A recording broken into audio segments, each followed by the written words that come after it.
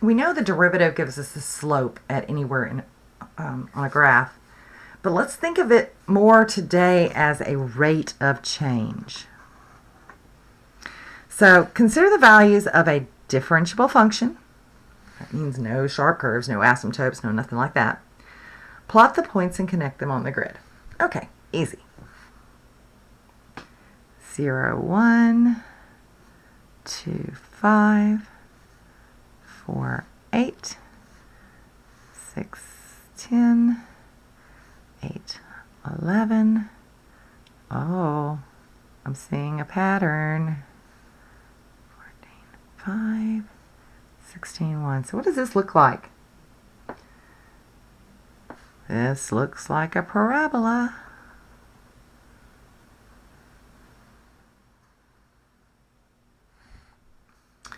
So in calculus, the derivative has many interpretations. One of the most important is the derivative represents the rate of change of a function.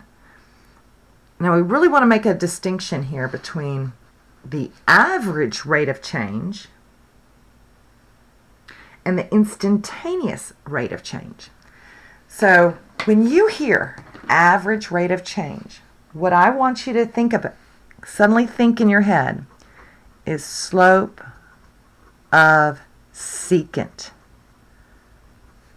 line. Instantaneous rate of change happens at one point. So this is really the slope of the tangent line.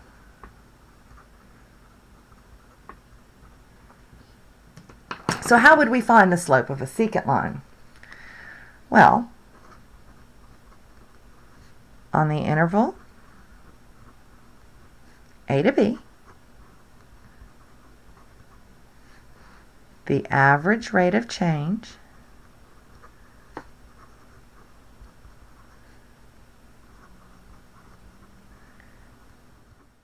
would be f of b minus f of a over b minus a. It's your average rate of change, the change in y's over the change in x's. Slope of a tangent line isn't over an interval. It's at a value, let's say x equals a, instantaneous rate of change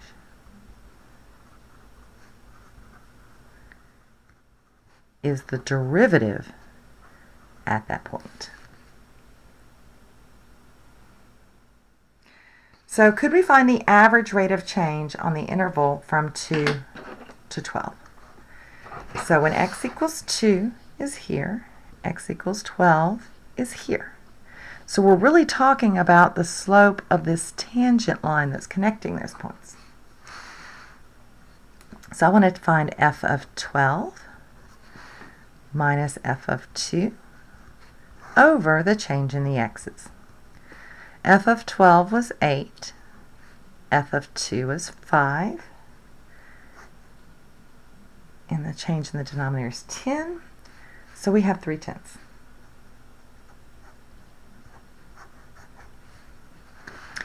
Instantaneous rate of change, is it greater at x equals 4 than the rate of change at x equals 6? Ooh. So at x equals 4, the instantaneous rate of change would be the slope of this line. At 6, it would be the slope of this line. So which one would be greater? Well, f prime of 4 would be greater than f prime of 6.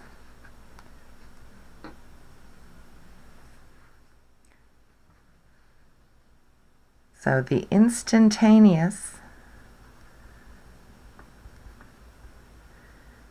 whoops, you can't see me writing, rate of change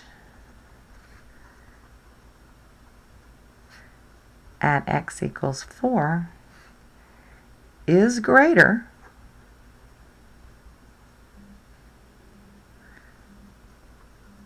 than at x equals 6. In other words, f prime at 4 would be bigger than f prime at 6 because the slope of the tangent at x equals 4 has a greater slope.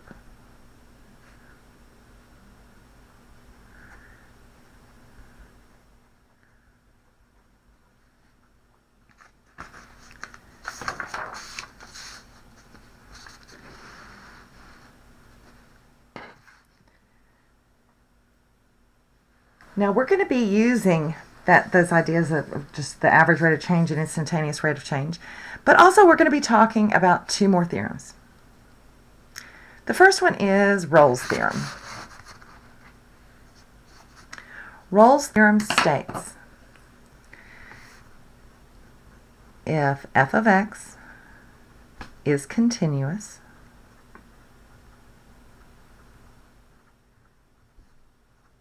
on a closed interval from a to b, and differentiable,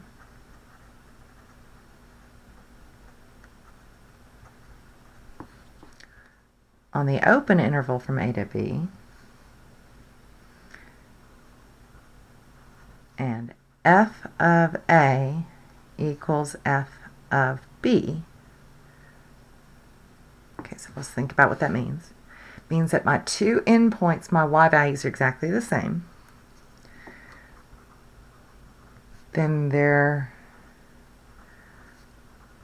must exist at least one value, let's call it c, on that interval such that f prime of c is 0.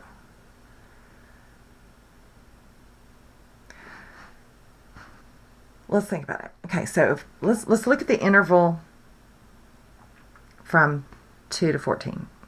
First off, there's two main conditions that have to be met. f of x has to be continuous and differentiable. Now, we were told that our function previously was differentiable. That means it's got to be continuous. So I would first state f of x is differentiable,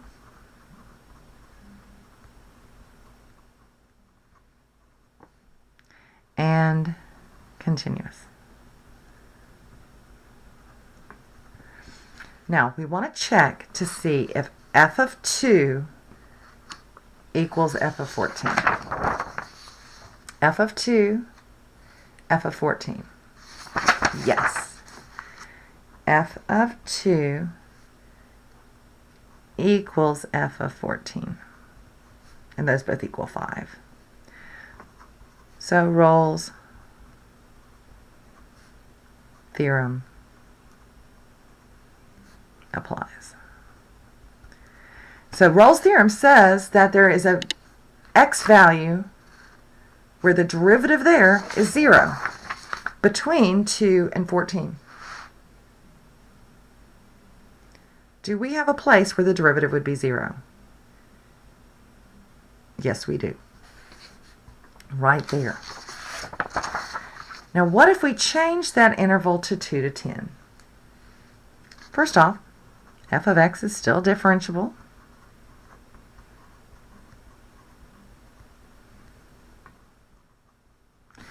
And continuous.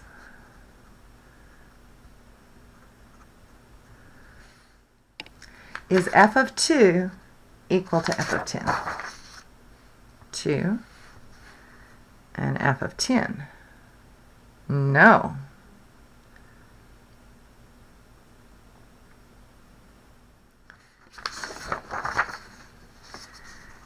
F of 2 does not equal f of 10. Now, just to give you kind of more of an idea of why this theorem works, if I have any 2 points that are at the same height, The only way to get from there to there is either to draw a straight horizontal line, or I've got to go up and then come back down. Even if I go back down here, now I've got two places where the derivative is 0. But if one point is higher than the other one, do I have to have a relative extrema in between? Nope. I could draw a straight line. So let's check these. Would Rolle's theorem apply? Is this continuous? Yes. Is it differentiable? Yes. So I'd start by saying g of x is continuous and differentiable because it's a polynomial. Now I need to check g of -3 and then g of 0. We want to see if they come out to be the same thing. So g of -3 would be 9 times -3 squared minus -3 to the 4th, which is 0. And if I plug in 0, I also get 0. So g of -3 equals g of 0.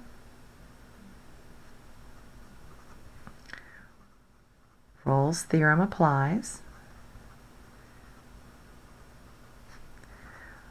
But this time we're going to go a little bit further. We're going to actually find g prime of c, where g prime of c equals 0. We want to find that c value.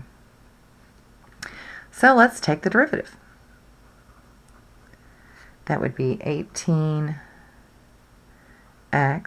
minus 4x cubed. Now we're trying to find a c value, so I'll just go ahead and replace it with c. I want to know when that happens. Oops. Well, luckily this factors. There's a 2c that I can factor out.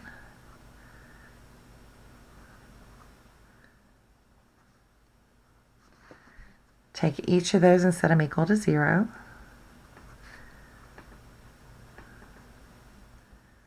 This is 0, but that was one of my endpoints. I can't use that one. This would be 9 equals 2c squared. 9 halves equals c squared. So c equals plus or minus the square root of 9 halves, which would really be 3 over the square root of 2. Now, do we have both the positive and the negative in that interval? No, it would just be the negative one, because we're going from -3 to 0. Okay. G of x is sine of 2x over x plus 2 on the interval from -4 to -1. Well, x equals -2. We're not continuous. So, g of x is undefined at -2, which is on -4 to -1. So, g of x is not continuous on that interval.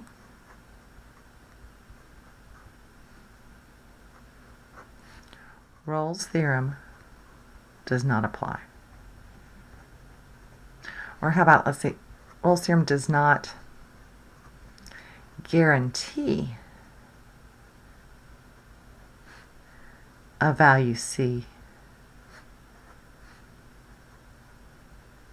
such that the derivative at c is 0. Oops, that would have been g. Could it still happen? Yes, but it doesn't guarantee it.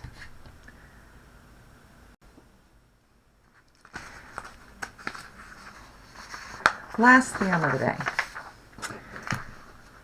So we talked about Rolle's theorem, which said that if we have a continuous differentiable function and f of a equals f of b, then we are guaranteed to have a place where the instantaneous rate of change is equal to 0. Rolle's theorem is actually a specific case of what is called the mean value theorem. And when we hear mean, think average. Mean is the average. This one is a lot of times abbreviated as MVT. It states if f of x is continuous on some interval a to b and differentiable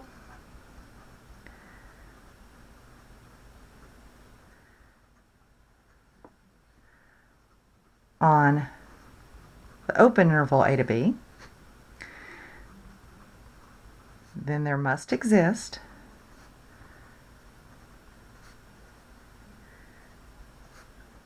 a value, something x equals c, on that same interval such that average value theorem, the derivative at c, is equal to the average rate of change.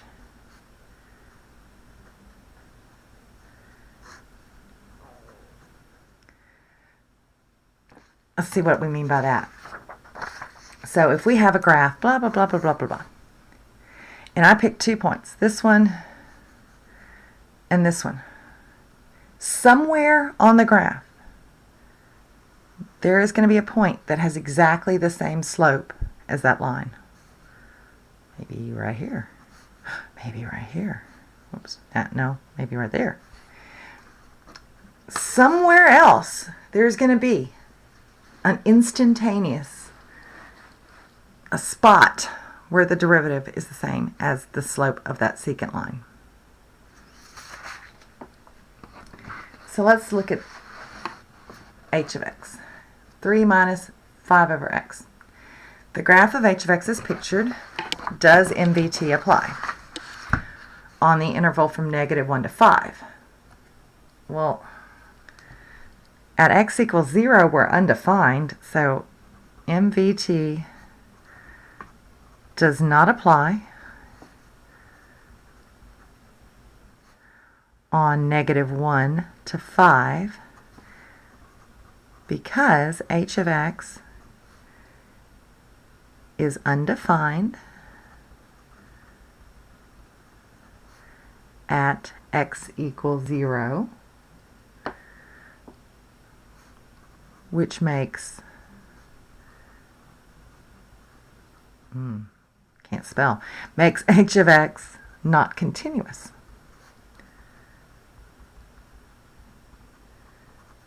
On -1 to 5.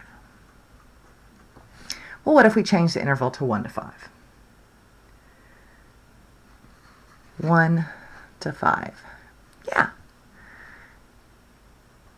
H of x is continuous on +1 to 5. What about differentiable? I don't see any sharp turns, so, and differentiable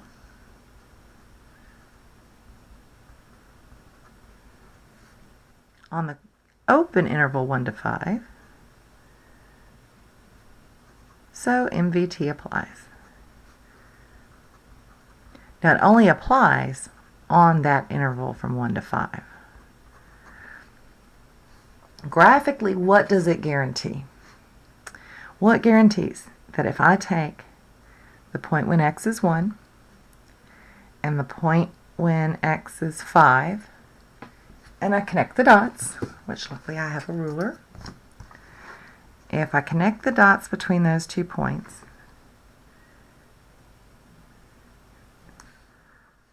oh, that's actually nice. What's the slope right there?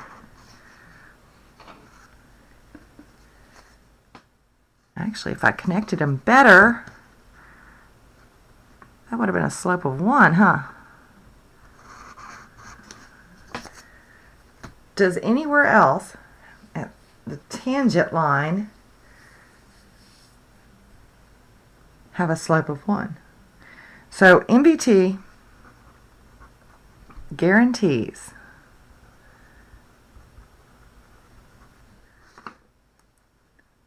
a value C on the interval from 1 to 5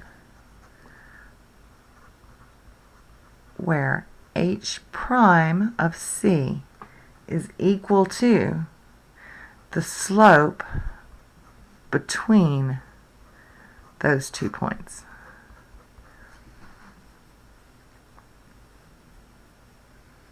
Now we're actually going to find that value.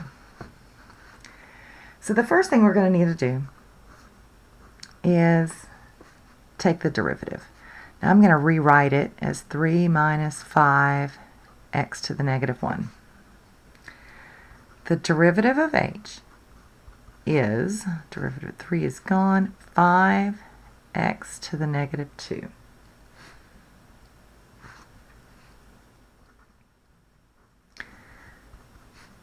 Now let's rewrite it as 5 over x squared, which we're going to call it c, because we're trying to find c.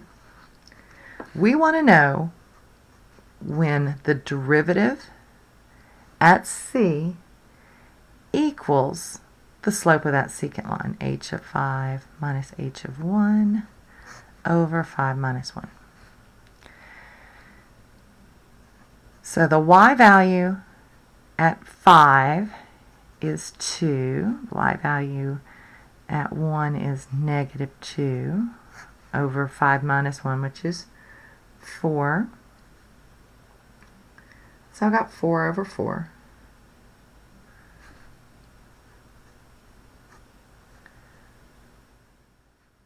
Which is 1. So c squared has to equal 5. So c equals positive or negative the square root of 5. Well, it can't be the negative square root of 5. So it has to be the positive square root of 5, which for fun, let's see, that's going to be a little bit bigger than 2. It's going to be 2.236. Let's find that point on the graph. That would be about here. And if I found the tangent line right there, it does look like it is parallel.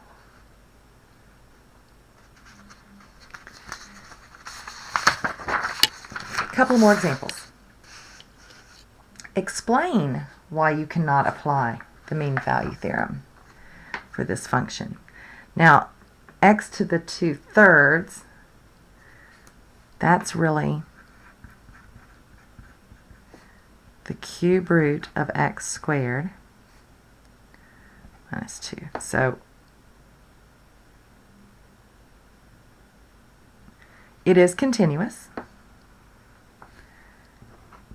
F of x is continuous.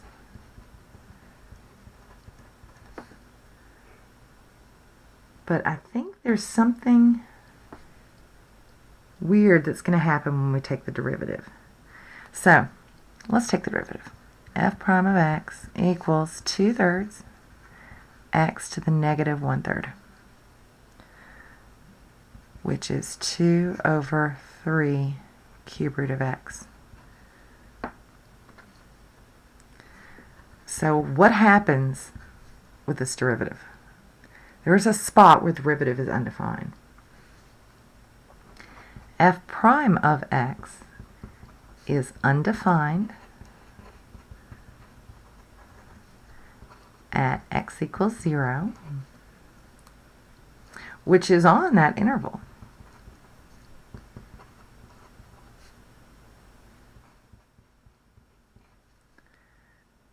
Therefore, f of x is not differentiable.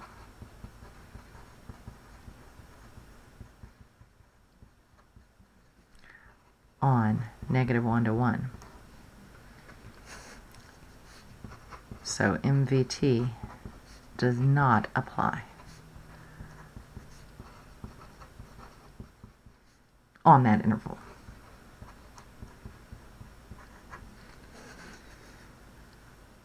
Find the equation of the tangent line to the graph of f of x equals 2x plus sine x plus 1 on the interval 0 to pi. Well, first off, continuous, continuous, differentiable, differentiable. So I would state f of x is continuous and differentiable.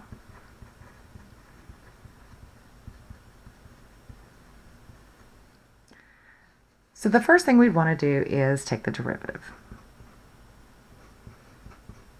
And I get 2 plus derivative of sine is cosine. That means f prime of c is 2 plus cosine c. And we want to know when f prime of c equals f of pi minus f of 0 over pi minus 0. So the instantaneous rate of change equals the average rate of change.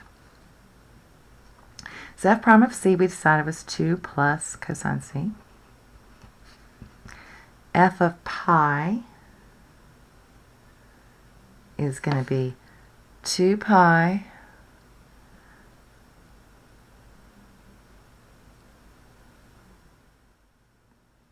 I might do this up here. Side note. F of pi is 2 pi plus the sine of pi plus 1. Well, that's 0. Okay, so 2 pi plus 1 minus f of 0.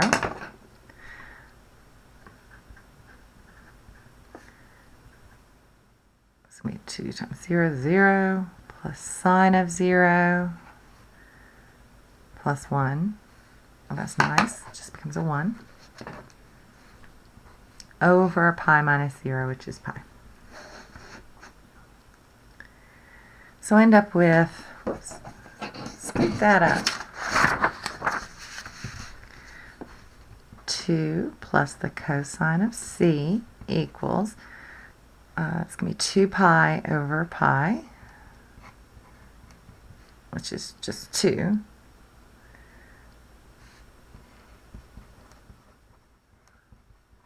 Well, that means cosine of c equals 0. And when does that happen on the interval from 0 to pi? Well, that happens at pi over 2. So we found this value. Now we're supposed to find the equation of the tangent line. So I need that point of tangency.